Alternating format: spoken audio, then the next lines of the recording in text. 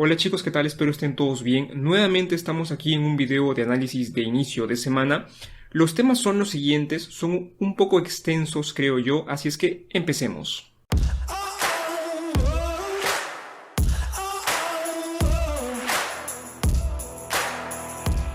Bien, primero hablemos un poco del mercado inmobiliario en los Estados Unidos. Por ejemplo, estamos viendo que actualmente están repuntando la venta de viviendas unifamiliares nuevas en los Estados Unidos, que es la línea de color blanco que vemos aquí, ¿no? Están repuntando estas ventas que de por sí ya han estado cayendo prácticamente desde mediados del año, no, perdón, desde más o menos aquí, desde el año 2020 han estado cayendo consecutivamente pues toda la venta de viviendas nuevas en los Estados Unidos. Vemos también un mayor optimismo por los analistas de las principales constructoras de los Estados Unidos. Por ejemplo, aquí tenemos compañías como D.R. Horton, KB Home, Lennar, bueno, algunas que yo conozco, ¿no? Pero tienen las principales que están aquí y vemos que hay optimismo para, digamos, los próximos trimestres, ¿no? Estos son los pronósticos que tienen y hay optimismo en el volumen de pedidos de construcción. Luego también las solicitudes de hipoteca han caído un 44% con respecto al año anterior. Se están dando menos solicitudes de hipoteca. Y de hecho tenemos esta gráfica muy interesante del BOFA que nos dice que los préstamos hipotecarios están en mínimos de 28 años. ¿Ya? Luego, algo que también quiero que veamos es que, si bien es cierto, los precios nacionales de vivienda, los precios de todo Estados Unidos, han caído consecutivamente durante los últimos 6 meses, ¿ya? Dice, esto ralentizó el crecimiento anual de los precios hasta los niveles más bajos desde julio del año 2020. Si bien es cierto, han caído estos precios, todavía vemos que, por ejemplo, no caen a niveles inferiores a cero, como sí lo habíamos visto, por ejemplo, aquí durante la crisis financiera, ¿no? Vemos que, por ejemplo, los precios de vivienda incluso llegaron a caer hasta un 20%. Aquí lo que está ocurriendo es que simplemente la velocidad en que crecen los precios es menor.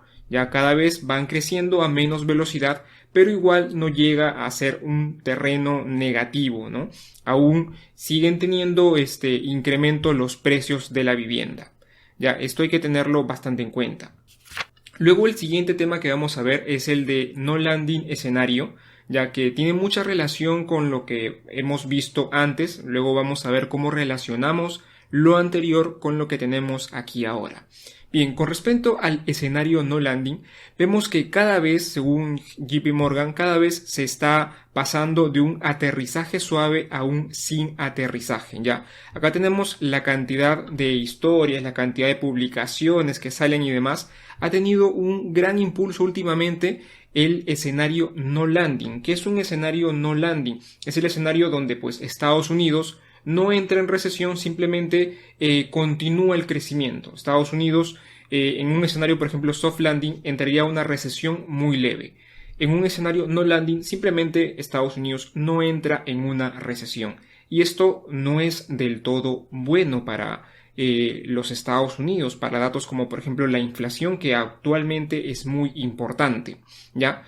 ¿A qué se debe también esto de aquí? Pues se debe a que la inflación a un año, es la línea de aquí de color azul, es mayor que la inflación de largo plazo, la que tiene objetivo la Reserva Federal del 2%.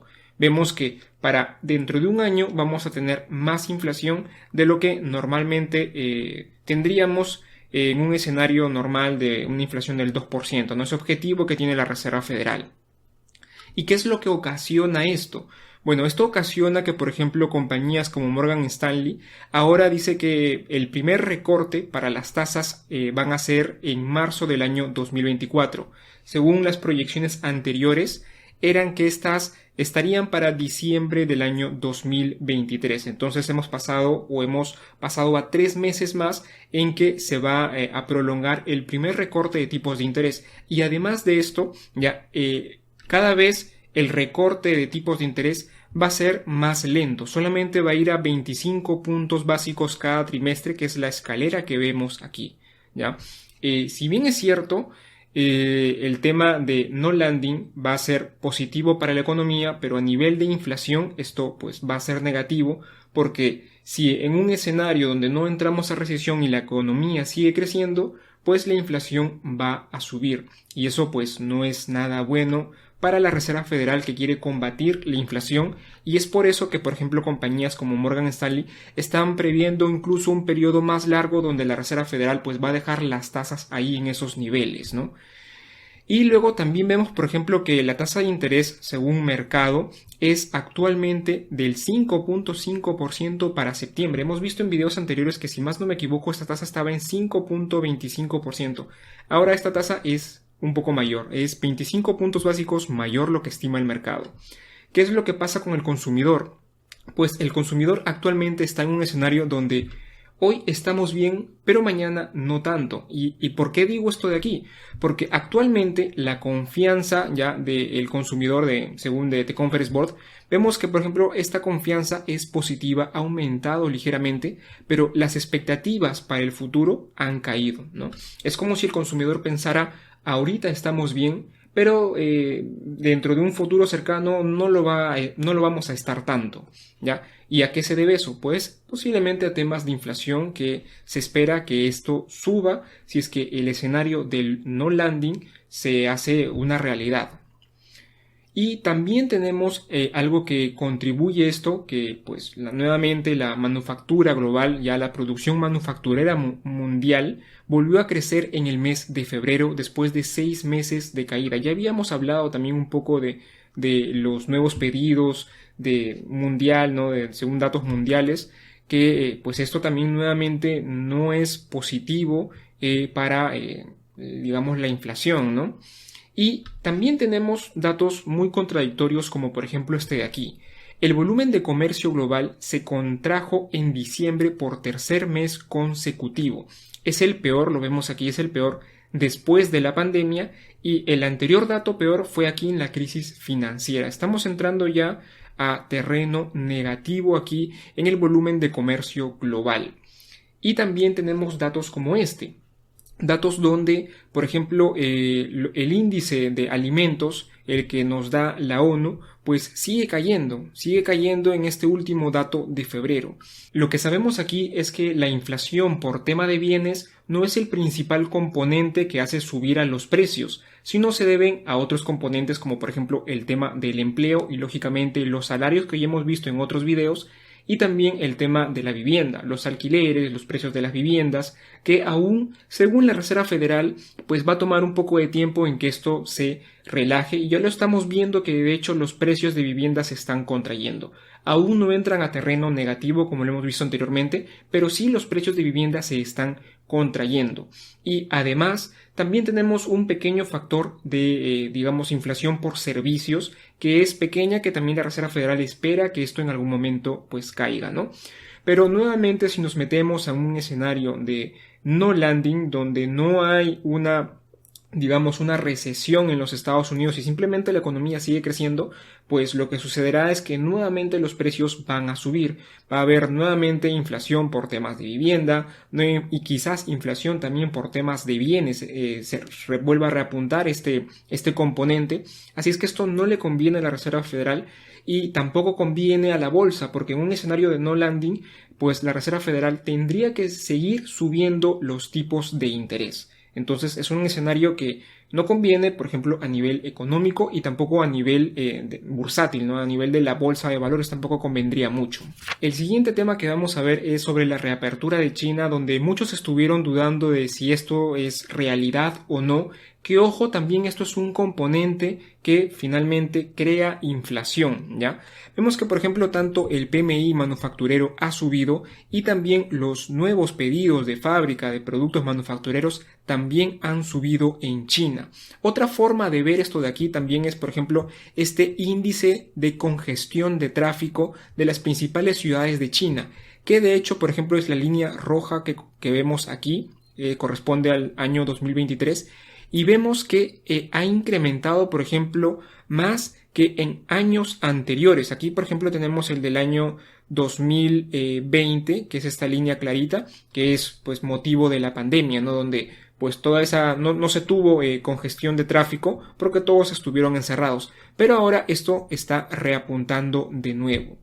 Y luego también tenemos este otro indicador, que es un indicador, digamos, que compone diferentes métricas y ha hecho una especie de un índice de reapertura de China. ¿Qué componentes tenemos aquí que son muy importantes? Tenemos, por ejemplo, la actividad económica, tenemos vuelos internacionales, tráfico del metro, taquilla de cines, congestiones de puertos y también congestiones en carreteras, que nuevamente vemos que esto está bastante elevado, lo que nos indicaría que la reapertura de China es algo real y está sucediendo actualmente. Y el siguiente tema que vamos a ver es a dónde va el dinero. Una sección muy interesante porque nos dice pues por dónde van a ir los hilos, por dónde podemos entrar, ver oportunidades y demás. Según lo que nos indica Goldman Sachs, los fondos de cobertura están comprando acciones individuales y están vendiendo productos macro. Aquí hablamos de índices y ETFs que pues engloban un grupo de acciones, ¿no? Entonces, aquí los fondos están prefiriendo claramente compañías individuales, que es la línea aquí de color azul. Luego también tenemos que los insiders, esos inversores privilegiados con información privilegiada de las compañías, porque pues son por ejemplo el CEO, el CFO, diferentes personas dentro de la compañía que tienen información privilegiada de ellas, pues están vendiendo 4 veces más de lo que están comprando. Es la proporción más alta de vendedores frente a compradores desde abril del año 2021. Y luego también tenemos que los bonos corporativos han revertido casi todas las ganancias desde que se evaporó la fantasía del recorte de tipos. Los inversores están saliendo de estos bonos de grado de inversión. Luego vemos también que ahora actualmente el cash, el efectivo, específicamente las letras del tesoro a 6 meses tienen más rentabilidad, ¿no?, que el portafolio 60-40. ¿Ya? Entonces vemos una rentabilidad que, ojo, no se veía desde aproximadamente los años de los años 2000 aproximadamente, ¿no? 1999, 2000, por ahí, que no veíamos estos rendimientos tan interesantes en el efectivo. Luego también JP Morgan nos está diciendo aquí que solamente el 35% de encuestados planea incrementar su exposición a las acciones.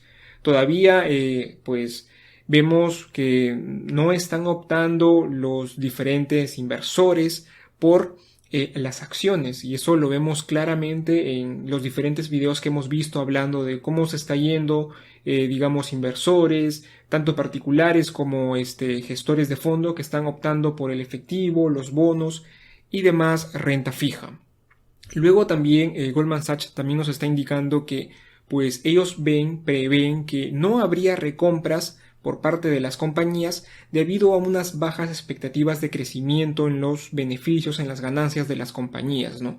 Entonces, aquí lógicamente, como se espera que para futuro a las compañías no tengan un crecimiento en esos beneficios, pues posiblemente los directivos vean que la recompra de acciones todavía no sea un buen momento para realizarlas, para hacerlas efectivas. ¿Qué más? Gráficas interesantes de la red. ¿Qué es lo que tenemos aquí? Marzo y abril ya son años que son positivos para la bolsa.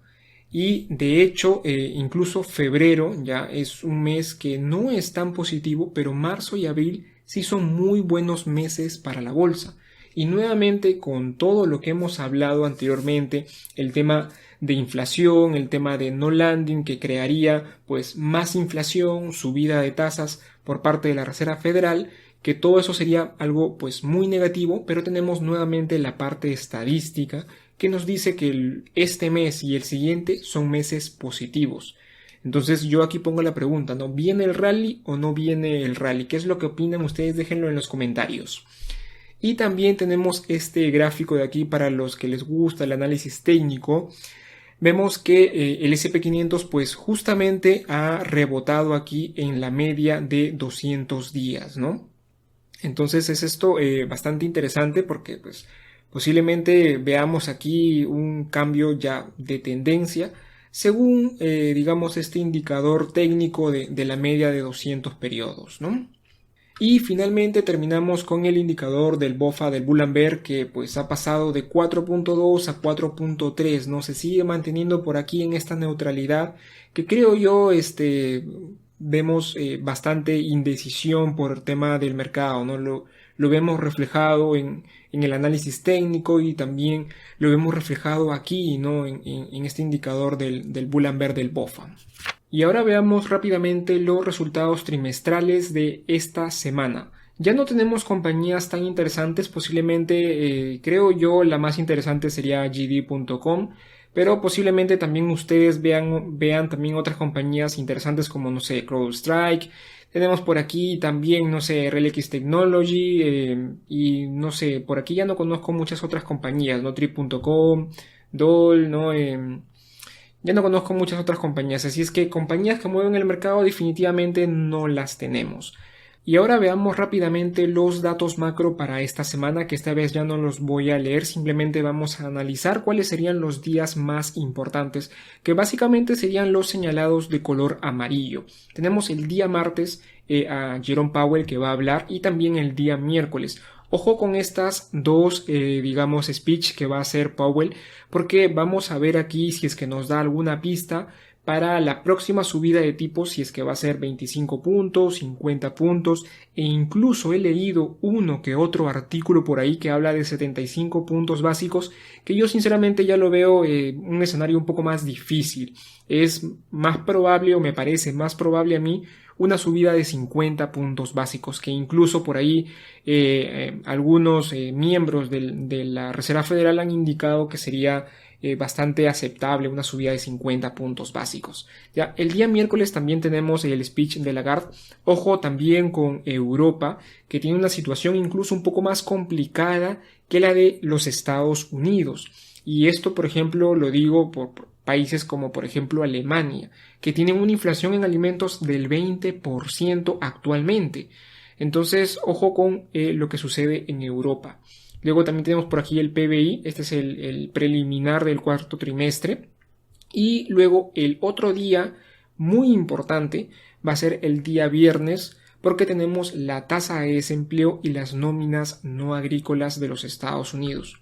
Si es que estos datos resultan ser positivos, pues lógicamente aquí la Fed tendría, mucho más soporte para poder subir los tipos de interés, ya no 25 sino 50 puntos básicos. Y nuevamente va a hablar aquí Lagarde, ¿ya?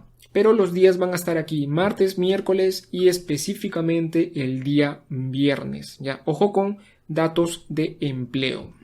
Bien, y ahora veamos rápidamente el análisis técnico del SP500. Vámonos a gráficas mensuales porque sinceramente no he visto qué es lo que ha sucedido con esa vela mensual, no he visto cómo ha cerrado.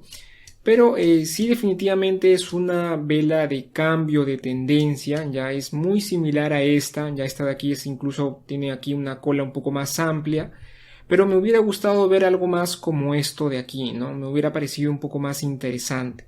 No es una vela tampoco mala, pero ya vemos aquí lo que va del mes de marzo, ¿no? Y justamente vamos a ver esto. Bien, y lo que vemos aquí es que el SP500 pues ha tenido un alza, importante en la última semana, ¿no?